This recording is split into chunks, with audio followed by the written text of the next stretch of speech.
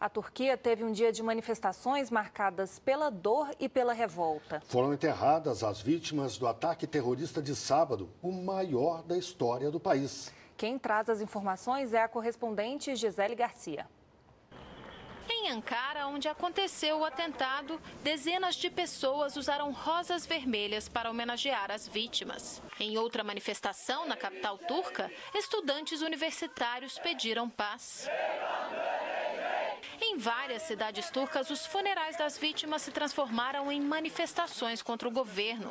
No leste do país, comunistas e outros militantes de esquerda que perderam companheiros na tragédia protestaram contra o presidente Tayyip Erdogan. O atentado terrorista aconteceu durante um protesto contra o conflito entre o exército turco e militantes separatistas curdos do sudeste do país. Os dois homens-bomba ainda não foram identificados. O primeiro-ministro Ahmet Davutoglu afirmou hoje que o Estado Islâmico é o principal suspeito, embora nenhum grupo tenha assumido a autoria do ato. Às vésperas das eleições de 1º de novembro, líderes de partidos de esquerda alegam que o governo tem responsabilidade sobre o ato terrorista ao incentivar sentimentos nacionalistas contra os curdos. O primeiro-ministro nega a acusação e afirma que o ato terrorista é uma tentativa de desestabilizar o Estado turco e influenciar no resultado das eleições. O conflito contra os curdos começou há 3 décadas e o último cessar-fogo, que durou quase 2 anos, foi quebrado em julho.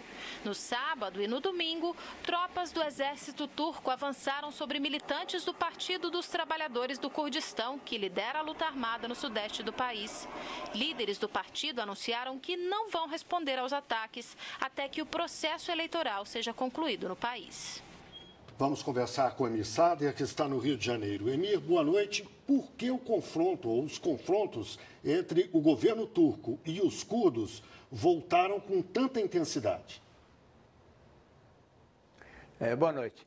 Pois é, o governo perdeu eleições depois de 10 anos de ter maioria absoluta há poucos meses, convocou novas eleições para 1º de novembro e perdeu as eleições justamente porque o partido político que legalmente representa os curdos conseguiu entrar no Congresso. Com isso, bloqueou a maioria absoluta. E o governo aí desatou um processo de criminalização dos curdos, de retomar os bombardeios sobre as zonas que os curdos têm basicamente influência, criminalizando o movimento, tentando desgastá-lo, porque isso seria a chave para o governo conseguir ter maioria nas próximas eleições. Então, as acusações são muito fortemente recaindo sobre o governo de maneira direta ou indireta, que é quem estaria interessado em enfraquecer, em associar o movimento curdo à violência.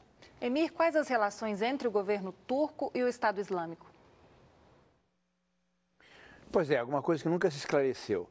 O Estado Islâmico se enfrenta a 2 adversários fundamentais do governo turco. O governo da Síria e os curdos. Os curdos têm se mostrado as tropas mais aguerridas na luta para frear a expansão do Estado Islâmico. E na Síria se joga uma parada muito importante. Fator fundamental, a Rússia entrou agora com tropas e com bombardeios, está enfraquecendo o Estado Islâmico, o governo tem retomado áreas importantes de influência.